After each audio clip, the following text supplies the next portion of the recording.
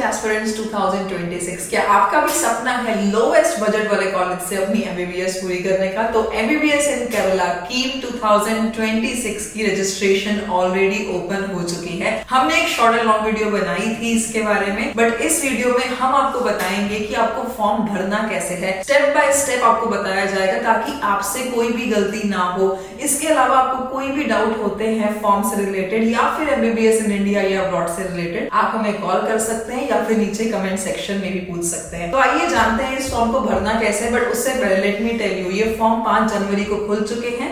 31 जनवरी तक फॉर्म खुले हुए हैं। तो चाहे आप केरला से हैं या फिर आप केरला के बाहर से हैं, आपको भी एमबीबीएस इन केरला करने का मौका मिल सकता है। मेक श्योर कि आप ये फॉर्म जरूर भरें। तो चाहे आप केरला से हो, केरला के बाहर से हो, आपको अगर केरला से पढ़ना है तो आपको ये फॉर्म भरना जरूरी है। 31 जनवरी तक फॉर्म खुला हुआ है और सर्टिफिकेट अपलोड की लास्ट डेट 7 फरवरी है। तो आइए जानते हैं ये फॉर्म हमें कहाँ पे मिलेगा, क्या क्या इंस्ट्रक्शंस हमें फॉलो करनी है, डॉक्यूमेंट कैसे अपलोड करने हैं, क्या क्या फॉर्म में भरना है ताकि आपसे कोई भी गलती ना। सबसे पहले आपको जाना है cee.kerala.gov.in पे। जैसे ही आप इस वेबसाइट को ओपन करते हैं, आप अपनी प्रेफर्ड लैंग्वेज चेंज कर सकते हैं, मलयालम या इंग्लिश। उसके बाद यहाँ पे आपको ऑप्शन दिखेगा KEAM 2026 ऑनलाइन एप्लीकेशन। जैसे ही आप क्लिक करेंगे, इसके लेफ्ट हैंड साइड पे प्रोस्पेक्टस का ऑप्शन है and this prospectus trust me is more than 100 pages. मैंने पूरा प्रोस्पेक्टस पढ़ा है, आपको पढ़ने की जरूरत नहीं है क्योंकि वो सारी इंफॉर्मेशन इस वीडियो में आपको वैसे भी मिलने वाली है। इस वेबसाइट पे अगर राइट हैंड साइड पे देखेंगे रजिस्टर है, अगर आप एक न्यू यूजर हैं तो आप यहाँ पे रजिस्टर कर सकते हैं। इसमें जैसे ही हम रजिस्टर हियर वाले बटन पे जाते हैं, ये कहता है कि लास्ट डेट इज 31 और last date of certificate uploading is 7 February. और उसके बाद पूरा प्रोसेस मेंशन है, रजिस्ट्रेशन करना है, एप्लीकेशन फॉर्म भरना है, पे करनी है फीस, अपलोड करने हैं certificate and we have to print the acknowledgement. आपको जाकर के डिक्लेरेशन में ये सब चेक करना है।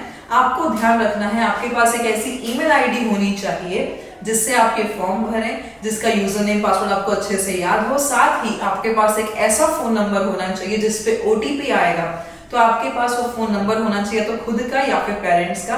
और साथ साथ आपको अकाउंट डिटेल्स की जरूरत भी पड़ेगी जिसमें आपका रिफंड आएगा, क्योंकि जब हम स्टेट काउंसलिंग में जाते हैं या किसी भी काउंसलिंग में जाते हैं तो सिक्योरिटी फीस भी भरनी होती है और बहुत बार सिक्योरिटी फीस जब रिफंड करनी होती है तो गवर्नमेंट को बैंक डिटेल्स चाहिए होती हैं। तो बैंक डिटेल्स भी आपको रेडी रखनी है। It could be your parents bank detail या फिर आपकी खुद की बैंक डिटेल्स भी हो सकती हैं। उसके बाद हमें क्लिक करना है प्रोसीड फॉर रजिस्ट्रेशन। यहाँ से खुलेगा आपका form and let me tell you, अच्छा खासा लंबा फॉर्म है। तो आइए समझते हैं इस फॉर्म को भरना कैसे है, क्या क्या चीजें हैं जो हमें यहाँ पे फिल करनी है। तो सबसे पहले बहुत ही बेसिक डिटेल, आपका नाम आपको भरना है, डेट ऑफ बर्थ आपको भरनी है, mobile number and confirm your mobile number. OTP आएगा जैसे कि मैंने आपको बताया था। Email address and confirm your email address. Password की यहाँ पे कंडीशन है कि 8 कैरेक्टर्स लॉन्ग होना चाहिए, स्मॉल और कैपिटल लेटर्स होने चाहिए, सिंबल्स होने चाहिए। तो उस कंडीशन के अकॉर्डिंग जैसे ही आप इस पे क्लिक करेंगे आपको वो कंडीशन दिख जाएगी। आपको पासवर्ड करना है, देन कंफर्म पासवर्ड और उसके बाद एक्सेस कोड जो भी यहाँ पे है and then you need to click on the register button. जैसे ही आप रजिस्टर बटन पे क्लिक करते हैं आपके पास ये नेक्स्ट पेज आएगा जिसमें आपने जो भी इंफॉर्मेशन भरी थी। I was filling in a test form, तो मैंने नेम ऐसे ही टेस्ट भरा है, पर जो भी आप नेम भरेंगे, डेट ऑफ बर्थ भरेंगे, अपना मोबाइल नंबर या ईमेल एड्रेस जो भी आपने डाली होगी वो यहाँ पे दिखेगी। आपको यहाँ पे कंफर्म करना है अपनी डिटेल्स को। कंफर्म करते ही आपके पास आपका एप्लीकेशन नंबर आ जाएगा। For example in my case application number is 11089221। आप इसका स्क्रीनशॉट करके रख सकते हैं, बट हाँ आपकी ईमेल पे भी ये डिटेल्स आ जाएंगी। उसके बाद आपको क्लिक करना है proceed to fill the application form. जैसे ही आप प्रोसीड करते हैं तो ये आता है आपके पास नेक्स्ट पेज। इस पेज पे आपको मेंशन किया हुआ है do you want to go for engineering courses, architecture, medical या फार्मेसी। अगर इनकेस आप फार्मेसी कोर्सेज में जाना चाहते हैं तो आप भर सकते हैं, बट एमबीबीएस के लिए आपको मेडिकल एंड एलाइड कोर्सेज पे क्लिक करना है। अगर आप बहुत ध्यान से देखेंगे यहाँ पे मेंशन है candidates should appear for the NEET UG 2026 conducted by NTA and get qualified, मतलब कि केईएम के पेपर से सीट नहीं मिल रही है आपको, जो आपका बहुत बड़ा डाउट है। सीट आपको नीट के पेपर से ही मिलेगी, बट स्टिल हमें ये फॉर्म भरना पड़ता है अगर हमें केरला में सीट चाहिए तो। इसके बाद आपको क्लिक करना है सेव एंड प्रोसीड पे। सेव एंड प्रोसीड पे क्लिक करते ही आपके पास नेक्स्ट पेज आएगा which says this section is available only for the candidates who have selected engineering और B Pharma courses। हमने वो नहीं किया है तो इसलिए हम क्लिक करेंगे सेव एंड प्रोसीड पे। सेव एंड प्रोसीड पे क्लिक करते ही जो नेक्स्ट पेज आता है उस पे है बहुत ही बेसिक डिटेल्स। इसमें है सबसे पहले आपका जेंडर, आपको जेंडर डालना है। नेशनैलिटी में आप इंडियन भर सकते हैं, या फिर अगर आप एनआरआई कोटा से सीट लेना चाहते हैं तो उसके लिए भी यहाँ पे ऑप्शन है। उसके अलावा नेटिविटी क्लॉज में बहुत सारे क्वेश्चन है। अगर आप केरला से हैं, आप केरलाइट हैं, तो it is easy. If you are non Keralite, आप किसी और स्टेट से बिलोंग करते हैं, तो आपको NK2 जो लास्ट ऑप्शन आपको दिख रहा है, आपको वो सेलेक्ट करना है। बाकी जो डिटेल्स है, आपका आधार नंबर, आपके फादर की डिटेल और आपके मदर की डिटेल्स, वो सब आपको यहाँ पे भरनी है। और अगर आप केरला से हैं तो आप बाकी केरलाइट और जो बाकी डिटेल्स हैं उसके हिसाब से आप भर सकते हैं। But maximum of the students out of Kerala भी होते हैं जो अप्लाई करते हैं, तो आप लोगों को NK2 ही भरना है। ये डिटेल्स फिल करने के बाद आपको सेव एंड प्रोसीड करना है। सेव एंड प्रोसीड करते ही हमारे पास अगेन नेक्स्ट जो है, अगेन वो बहुत बेसिक चीजें हैं। आपका ऑल्टरनेट मोबाइल नंबर, जैसे कि आपने अपना मोबाइल नंबर जो इस एप्लीकेशन के लिए दिया है उसको आप रीयूज नहीं कर सकते हैं, आपको दूसरा मोबाइल नंबर यहाँ पे देना होगा। मैंडेटरी नहीं है, अगर आप चाहें तो दे सकते हैं। यहाँ पे आपका एड्रेस आएगा और कम्युनिकेशन एड्रेस, मतलब कि अगर आपका परमानेंट एड्रेस और टेम्परेरी एड्रेस अलग अलग है तो आपका टेम्परेरी एड्रेस कम्युनिकेशन एड्रेस में जाएगा, परमानेंट एड्रेस में जाएगा। बट अगर ये सेम है तो आप सेम एज परमानेंट एड्रेस पे क्लिक कर सकते हैं और फिर आप क्लिक करेंगे सेव एंड प्रोसीड पे। इसके बाद आता है नेक्स्ट पेज विच सेज कि आपका क्वालिफाइड एग्जामिनेशन क्या है। देखो ऑब्वियस, अगर हम नीट के लिए अप्लाई कर रहे हैं, MBBS के लिए अप्लाई कर रहे हैं, तो ऑब्वियस है हमारा +2 और इक्विवेलेंट ही रहेगा। उसके बाद वेदर यू हैव पास्ड और अपियरिंग। देखो अगर आप फ्रेश स्टूडेंट हो, मतलब 2026 में पहली बार नीट देने वाले हो, तो आप अपियरिंग पे क्लिक करोगे। और अगर आप ऐसे स्टूडेंट हैं जो ड्रॉपर हैं, तो आप ऑलरेडी पास द एग्जाम पे क्लिक करेंगे। उसके बाद बोर्ड्स ऑफ स्टडीज, जैसे कोई बच्चा महाराष्ट्र बोर्ड से होगा, कोई बिहार बोर्ड से होगा, कोई CBSE बोर्ड से होगा, आपको अपना बोर्ड यहाँ पे सेलेक्ट करना है। उसके बाद आता है registration number of qualifying examination, मतलब कि या तो अपना +2 का रोल नंबर यहाँ पे दे सकते हैं, या फिर अपनी आप अपार ID यहाँ पे आप मेंशन कर सकते हैं। अगर आपके पास अपार ID नहीं है तो अपार ID डिजीलॉकर से भी बन जाती है, या फिर जहां से आधार कार्ड बनते हैं वहां से भी अपार ID बनती है, स्कूल से भी अपार ID बनती है। बट हाँ, जो भी आपके लिए कन्वीनियंट हो, या तो आपका रोल नंबर या फिर आपकी अपार ID, वो आप यहाँ पे डाल सकते हैं। उसके बाद स्टडीड संस्कृत एट +2 लेवल, बहुत ही रेयर स्टूडेंट होते हैं जिसने संस्कृत अपनी +2 में पढ़ी होती है, तो जो भी आपका आंसर है वो येस और नो में आप भर सकते हैं। Have you applied for KEAM in the previous years, मतलब कि अगर आप एक ड्रॉपर स्टूडेंट हैं, अगर आपने पहले कभी KEAM का फॉर्म भरा है, तो यहाँ पे आपको यस मेंशन करके नंबर ऑफ अटेम्प्ट्स मेंशन करने, मतलब कि 2026 से पहले कितनी बार आप KEAM का फॉर्म भर चुके हैं। या फिर अगर आप पहली बार भर रहे हैं तो यहाँ पे आपको नो मेंशन करके सेव एंड प्रोसीड करना है। जैसे ही सेव एंड प्रोसीड करेंगे तो हमारे पास आती है next, I would say the next part of the form. यहाँ पे मेंशन है this section is available only to candidates who selected nationality as Indian and nativity as Keralite, मतलब कि जो बच्चे बेसिकली किसी कम्युनिटी को बिलोंग करते हैं या दूसरी कैटेगरीज में हैं, जो केरला के ही स्टूडेंट हैं और वो अपनी कैटेगरी यूज करके अपनी रिजर्वेशन यूज करना चाहते हैं, ये उनके लिए है। आपको डिपेंड करना, आपको यहाँ पे डिटेल्स डालनी है अपने community of father, community of mother और community claim for eligible reservation. But इस सब के लिए आपको डॉक्यूमेंट्स चाहिए होंगे। हमने एक वीडियो जो पहले बनाई थी उसमें हमने बताया था कि क्या क्या डॉक्यूमेंट्स आपको चाहिए होंगे। अगर आप केरला के स्टूडेंट हैं और ये सब क्लेम करना चाहते हैं तो आपको उन सब के लिए वैलिड डॉक्यूमेंट्स भी चाहिए। इसके बाद जैसे ही हम सेव एंड प्रोसीड पे जाते हैं तो आता है नेक्स्ट पार्ट। बहुत लंबा फॉर्म है आई नो, बट भरना तो पड़ेगा ही। नेक्स्ट पार्ट में अगेन ये पूरा रिजर्वेशन का सेक्शन है जो कि नॉन केरलाइट के लिए जरूरी नहीं है। हमारे लिए ये फॉर्म, इस वाला पार्ट जो है हमारे लिए बना ही नहीं है। अगर आप केरलाइट हैं तो आपको ये सब भरना है, अदरवाइज आपको ये सब कुछ भरना ही नहीं है। अगर आप केरलाइट हैं तो ही आप ये सब कुछ भरेंगे।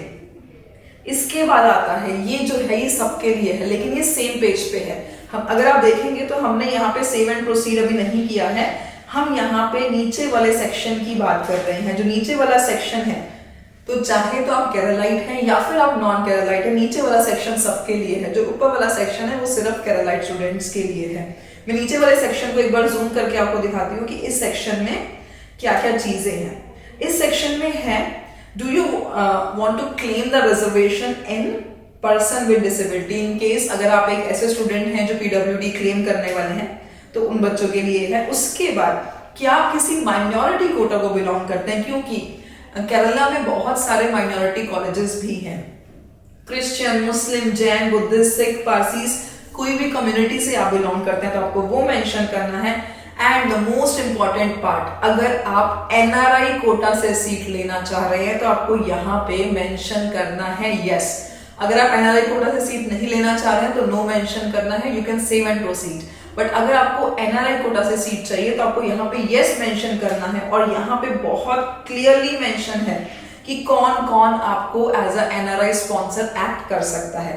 Either your father, your mother, your brother, your sister, your husband, your wife और योर फादर्स ब्रदर, मतलब कि आपके जो चाचा हैं या फिर ताया जी हैं।